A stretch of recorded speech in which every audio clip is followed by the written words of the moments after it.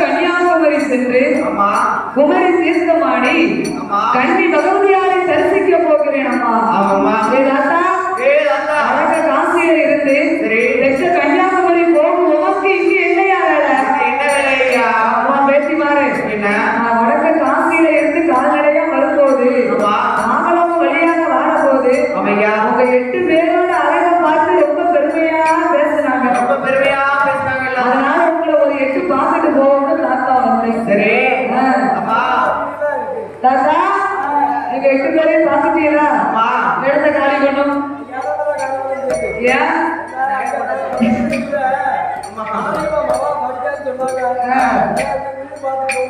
அப்படியா? ஏ தாத்தா, 8 பேரையும் பார்த்துட்டீங்களா?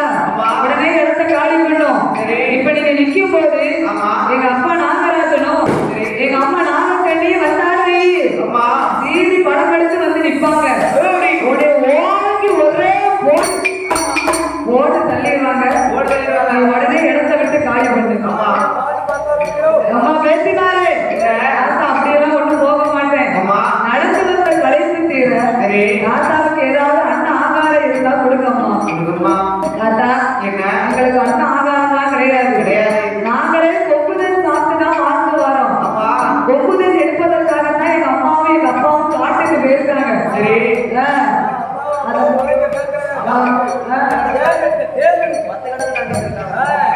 பத்து கடல் தாண்டி காட்டுக்கு சென்று கொப்புதல் கொண்டு வருவாங்க. நீங்க இருந்து வயதாக சாப்பிட்டு போங்க. அம்மா பேசி மாறு. அந்த கொப்புதல் எனக்கு பத்தாது. நீங்களும் இப்ப சிறு குழந்தையா இருக்கீங்க. உங்களுக்கு அந்த கொப்புதல் போதும். நாளைக்கு நீங்க வளர்ந்து பருவ பிள்ளையா இருக்கும் போது அந்த கொப்புதல் எப்படிமா உங்களுக்கு பத்தும்? அதனால நீங்க 8 பேர் தாத்தா கூட கைலாசம் வந்தீர்களையா? 8 பேரையும் தாத்தா கூட கைலாசம் கூட்டிட்டு போவேன். அந்த கைலாசத்துல யார் இருக்காது தெரியுமா? அம்மா பேசி மாறே.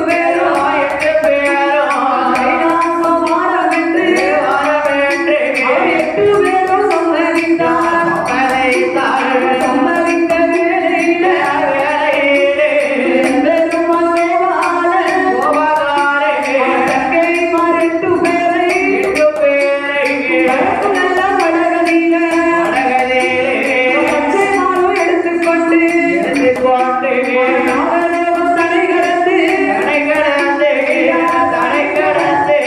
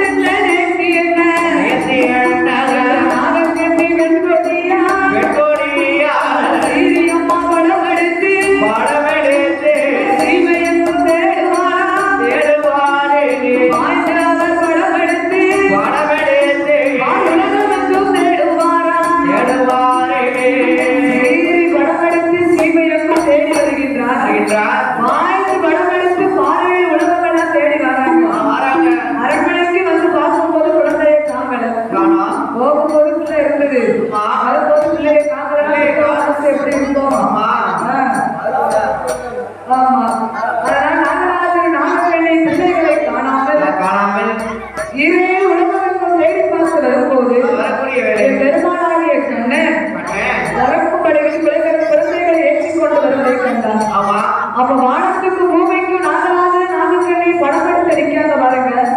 பார்த்தார் கண்ணன். அப்பா நாகராஜா அம்மா நாகக்கண்ணி நீங்க அஞ்ச வேண்டாம் அலைய வேண்டாம். உனது பிள்ளைகளாகிய காதலிகள் 8 பேரையும் அந்த சந்தனமாரி முப்படாதி முத்தாரம்மா உச்சிமாராரி வடக்குத்தியம்மா காந்தாரி கனகதுர்த்தி அவ 8 பேரையும் மகுட சந்தாரம் செய்வதற்காகத்தான் நாங்கள் அவதாரம் செய்தோம்.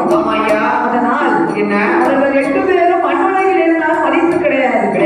கைலாசத்திற்கு அழைத்து சென்று சீரோடும் சிறப்போடு வளர்ந்து போகிறோம் என்று பெருமாளாகிய கண்ணன் சொல்லிவிட்டு நாகராஜ வேலை எடுத்து அப்படியே முன்னால நீட்டினார். நாகராஜனுக்கு நாகக்கண்ணை ஒவ்வொரு நாமங்கள் அடங்கி அப்படியே கொட்டி பாம்பா என்று சொல்லப்பட்டாங்க. உடனே பெருமாளாகிய கண்ணன் பறக்கும் மலையில் குழந்தைகளை எடுத்துக்கொண்டு நாங்களோடும் தடை கடந்து வருகின்றார் தெரியுமா? அர்ஜுனன் கடந்து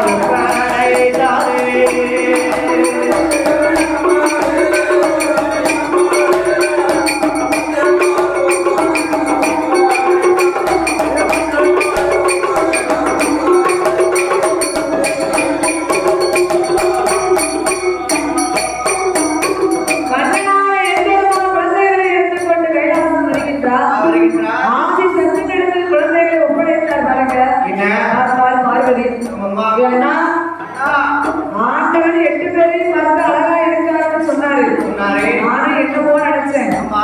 ஆனா ஆண்டவன் சொல்வதை விட இவ 8 பேரும் ஆமா. என்னைய விட பேர் அழகா இருக்காள. ஆமையா. அதனால இவ நாகலோகத்துல இருந்தாதான் எனக்கு பழிமோசம் வந்துடும் நினைச்சேன். சரி. அதை விட ஆமா. இப்ப கைலாசத்துல இவ இருந்தான்னா ஆமா. கண்டிப்பா பகவான் என்னை மறந்து விடுவார். சரி. அதனால இவ 8 பேர் கைலாசம் ஆகாது. ஆமா. ஆண்டவன் போகாத இடத்தில் நீ கொண்டு போய் போட வேண்டுமண்ணா. ஆமாண்ணா. பார்வதி பச்சை மாடத்தில் சொல்ல சொன்ன உடனே பார்த்தார் கண்ணன். ஆமா. ஆண்டவன் போகாத இடம்னா ஆமையா. எங்க கொண்டு போய் இவ 8 பேரையும் விட எங்க கொண்டு போய் விடுறது? பகவான் போகாத இடம் எந்த இடம்? நீங்க எங்க போக மாட்டாரே பகவான்.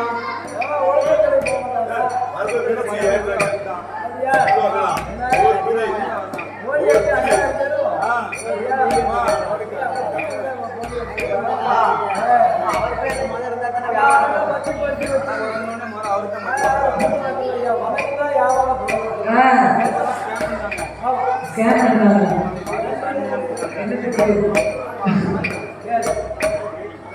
அப்படியா? ஆண்டவன் போகாத இடம்னா அதுதான் சந்தனமான் சோலை. சந்திரமான் சொல்லி. சந்தனமான் சோலைக்கு சங்கர பகவான் வரமாட்டார். அதனால குழந்தைகள் 8 பேரை சந்தனமான் சோலைக்கு எடுத்து செல்ல வேண்டும் என்று வேண்டுமென்று பெருமாளாகிய கோபாலக்கண்ணன் ஆமையா. அங்கே காளியர்கள் 8 பேரை காளியர்கள் 8 பேரை கண்ணனுமே எடுத்துக்கொண்டு பறக்கும் நல்ல படகளிலே காளியரை ஏற்றுக்கொண்டு பெருமாள் கோபாலக்கே கைலாசம் கடை கடந்து சந்தனமான் சோலைக்கு சந்தனமான் சோலைக்கு பெருமாள் வாராரே.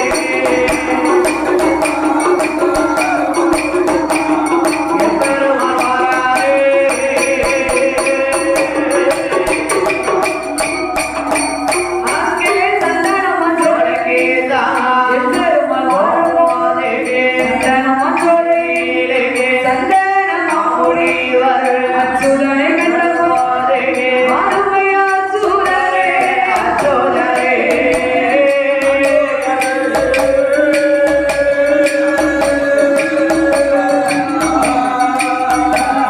உமக்கு 1000 கோடி சரணமையா சரணமையா 1000 கோடி சரணமையா.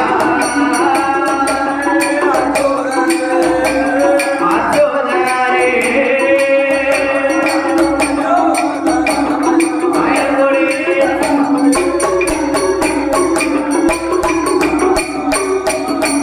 அங்க சந்தனமான் சோலைக்குதான் சோலைக்கு பெருமாள் வந்தபோது சந்தனமான் சோலையில சந்தனமான் முனிவர் கண்ணனான பெருமாளைத்தான் அந்த அடிபணிந்து நமஸ்கரித்து சுடரே பச்சை மாலை என்னுடைய அரண்மனைக்கு நீங்கள் வந்த விவரம் என்ன? இந்த சந்தனமான் சோலையில் சந்தன மகாமுனிவர் அடிபணிந்து நமஸ்கரித்தார். வீட்டுக்கு வந்தவங்களை என்ன செய்யணும்? வாங்க வாங்க என்று சொல்லலாம். வரவேற்பு கொடுக்கணும். வந்தனங்கள் செய்ய வேண்டும். அதே போன்ற சந்தனமான் சோலைக்கு பெருமாள் வந்த உடனே சந்தன மகாமுனிவர் இருவரும் கூப்பி பெருமாளை அடிபணிந்து நமஸ்கரித்தார். ஐயா அச்சுதரே, என்னுடைய சந்தனமான் சோலைக்கு நீங்கள் வந்த விவரம் என்ன? ஐயா சந்தன மகாமுனிவரே, இந்த சங்கரிகள் 8 பேரையும் நாங்கள் மகுட சங்காரம் செய்வதற்காக அவதாரம் செய்திருக்கிறோம் ஐயா. அவதாரம் 8 பேரையும் கண்ணு கருத்துமா வளர்ப்பது உங்களுடைய பொறுப்பு. அப்படி வளர்த்து வரும் நாளையில இவ 8 பேரும் 12 வயது கன்னி பெண்ணாக இருக்கும்போது 12 வருடம் கழித்து அவளுக்கு விவரம் தெரிஞ்ச உடனே தாய் தகப்பன் யாருன்னு உங்ககிட்ட கேட்பா. தாய் தகப்பன் யாரு என்ற உண்மையை நீங்க சொல்லக்கூடாது. அப்படி தாய் தகப்பன் யாரு என்கிற உண்மையை நீ சொன்னீரானா உனது சிறப்பு 2ஆக விடிக்கப்படும் என்று பெருமாளாகிய கோபாலக்கண்ணன் சந்தன மகாமுனிவருக்கு சாபத்தை கொடுத்து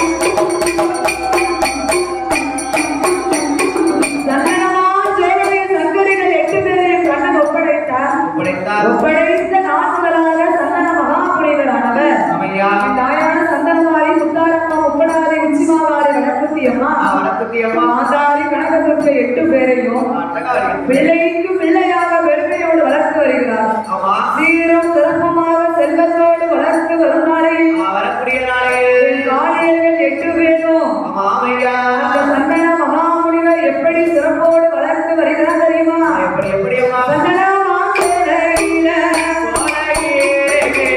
சந்தன மாமுனிவர் மாமுனிவர் சந்தரிகள் 8 பேரை 8 பேரை கரையடியில விட்டோமானா அவன் கண்டை காணோடு வென்று பூமியில விட்டோமானா அவன் பொறுத்தாலோடு கோலதில கொலையதில நடைபெறத்தி ஆளாட்டி ஓராட்டி ஐயா ஓராட்டி சிறப்புடனே வளர்த்து சிறப்புடனே வளர்த்து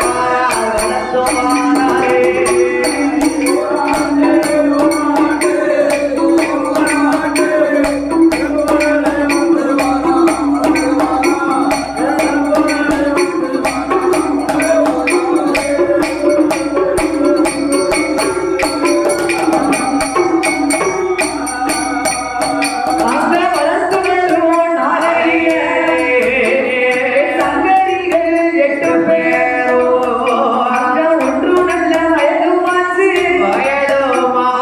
ஊத்து விளையாடுதானே 2 நல்ல வயதில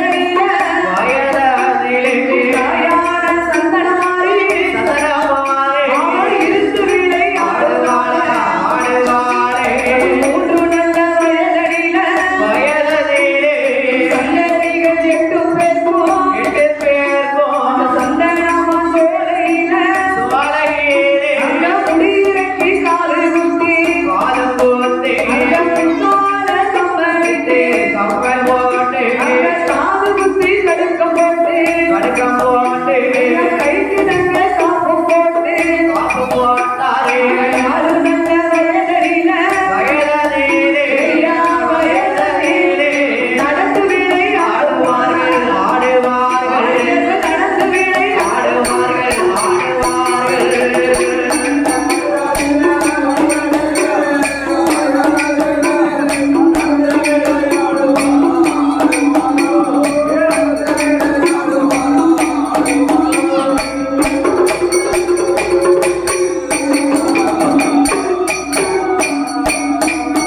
ஐயா ஐந்து நல்ல அறிவு சாலை 6 நல்ல மாயங்களை படிப்பாரே 7 நல்ல வயதிலே நம்பிக்கையால் 8 பேரோ என் சுவடி எழுதுவாரே 9 வயதிலே ஓலை சுவடியதும் படிப்பாரோ 10 12 வயதுக்குள்ளே 12 வயதுக்குள்ளே அவன் பருவப்பெண்ணாயிருப்பாளே 8 பேரோ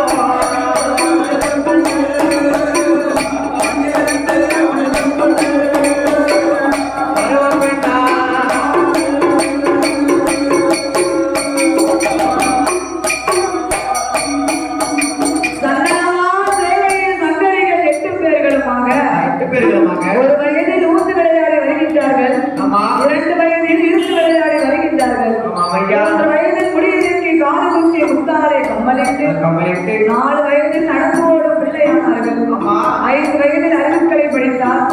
6 வயதிலே எச்சுகளை படித்து வருகின்றார். அப்படியே 10 12 வயது மாற்று என் அம்பிகை சந்தனமாரி உச்சிமாவாரி வனமுத்தி அம்மா முப்படாரி முத்தாரம்மா ஒட்டகாரி 8 பேரும் 12 வயதில் பருவ பெண்ணா இருக்காங்க.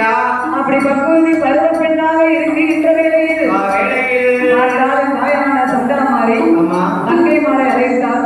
அப்படியே தங்கைமார்களே சந்தனமா சோலைக்கு நம்ம 8 பேரும் வந்து 12 வருடம் ஆச்சு. 12 வருட காலம் வரைக்கும் தாத்தாதான் நம்மளை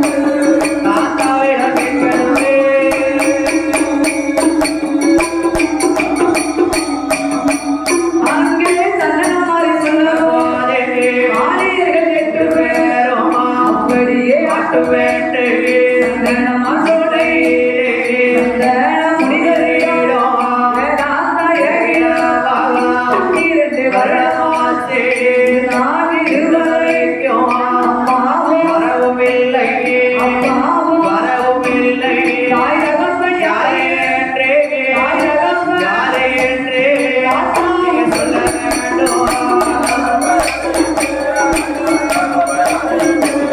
தாத்தாவும் சொல்ல வேண்டும் ரெண்டு பேரும் ஒன்று கூடி ஒன்றே போலே சந்தன முனிவரிடம் முனிவரேடும் தாய் தகப்பன் யாரு என்று யாரே என்று அவர் பாலியர்கள் கேட்டபோது கேட்ட போதே சந்தன மாமுனியும் மாமோனேயோ பாலியர்களிடம் அதிலே இடவானே அம்மா பேசினார்களே 12 வருடமாச்சு நீங்க இங்க வந்து அம்மா அது மட்டும்தான் எனக்கு தெரியும் ஆமா. உங்க தாய் தகப்பன் யாருன்னு இந்த தாத்தாவுக்கு தெரியாதம்மா ஆமாம்மா உங்களை வளர்க்க சொல்லி வளர்க்க முடியாது என்னிடத்தில் ஒப்படைத்தது யார் தெரியுமா யார் ஐயா? உங்கள் அண்ணனாகிய கோபால கண்ணன் தான் அம்மா அது மட்டும்தான் எனக்கு தெரியும் அது மட்டும்தான் எனக்கு தெரியும் அதை தவிர என்ன? உங்கள் தாய் தகப்பன் யாருன்னு இந்த தாத்தாவுக்கு தெரியாது தெரியாது தெரியாது ஏன் சந்தனபுரம் மகாமுனிவர் தெரியாதுன்னு சொன்னாரு எதற்கு ஏன்னா கண்ணன் குழந்தைகளை ஒப்படைக்கும் போது என்ன சொன்னாரு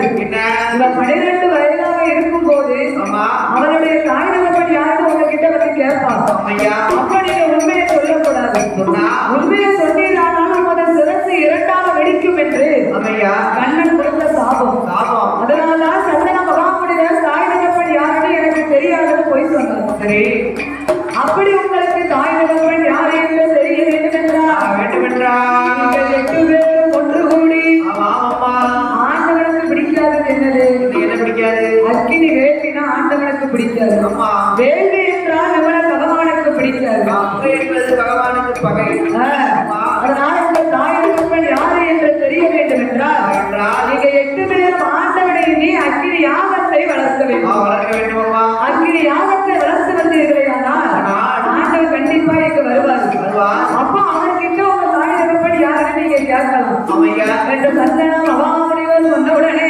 சொன்ன உடனே என் அம்பிகை சந்தனமாரை தங்கைமாரை அழைத்துக் கொண்டு அழைத்துக் கொண்டு ஆண்டவனை எண்ணி அக்கினி யாகத்தை வளர்க்க வேண்டும் என்று ஆமையா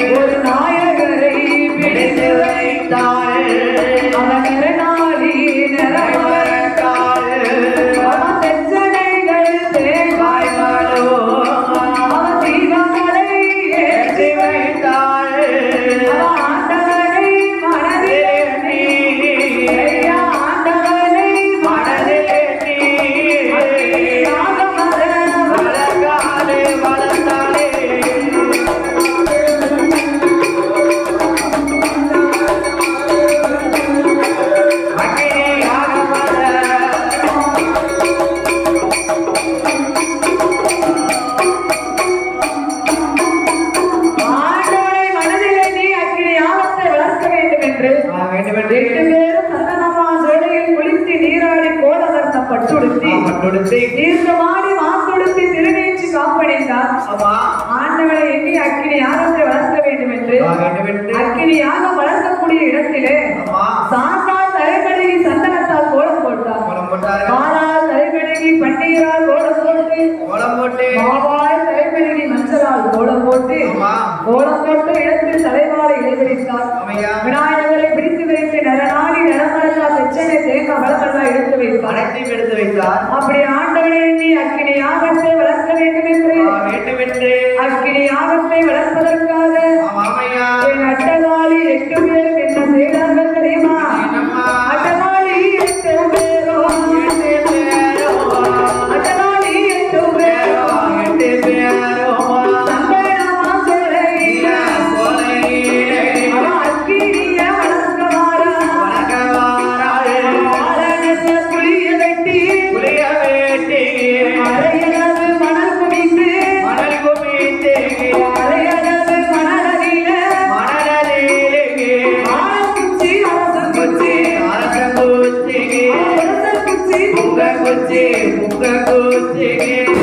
குச்சி வண்டி குச்சி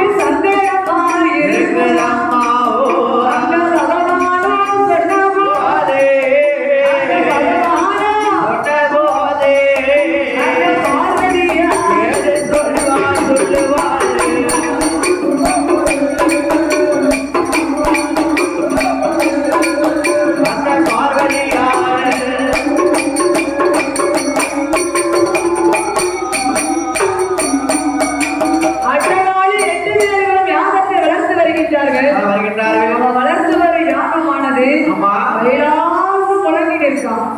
வளர்த்து வரும் யாகத்தால் ஆண்டவன் பகவான் கைலாசத்தில் ஆராய்த்தப்பட்டு வருகின்றார். பார்வதி அழைத்தார்.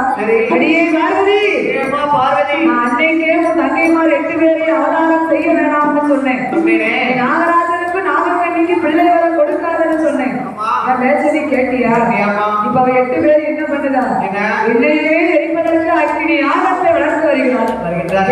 அக்கினி நான் பிடிக்காது. அவ 8 பேரும் அக்கினி யாகத்தை வளர்த்து வருகின்ற வேளையில் அந்த யாகத்தால் நான் இருப்பேனோ இறப்பேனோ தெரியவில்லையம்மா. பரமேஸ்வரா, 8 பேரு என்னுடைய தங்கைமார் தானே. நான் சொன்ன கேட்காமலா இருப்பாளா? நீங்க அஞ்ச வேண்டாம், அலைய வேண்டாம். நான் இப்போதே சந்தனமா சோலைக்கு சென்று என் தங்கைமாரிடத்தில் அக்கினி யாகத்தை அணைக்கும்படியாக நான் சொல்லி வருகின்றேன். அப்படியே பார்வதி, இப்படி சந்தனமா சோலைக்கு போனா அவன் தங்கச்சி 8 பேரும் உன் பேச கேட்க மாட்டான். உன்னையும் மதிக்க மாட்டா, என்னையும் மதிக்க மாட்டான். அதனால் நீ போக வேண்டாம் என்றார்.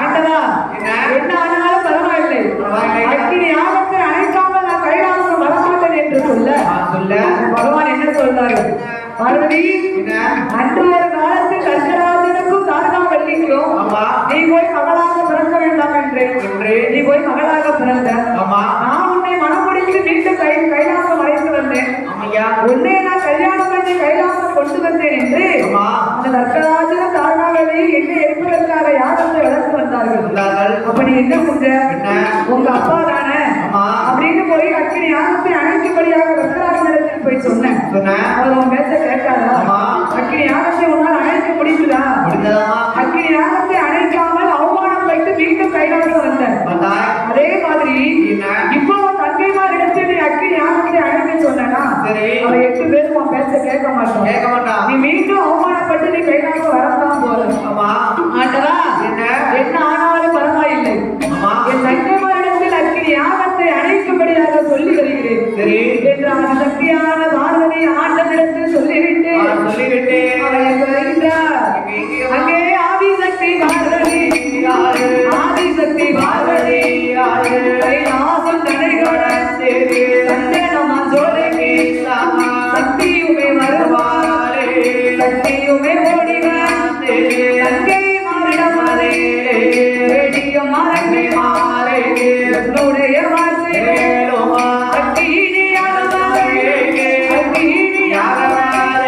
அழைக்க வேண்டும்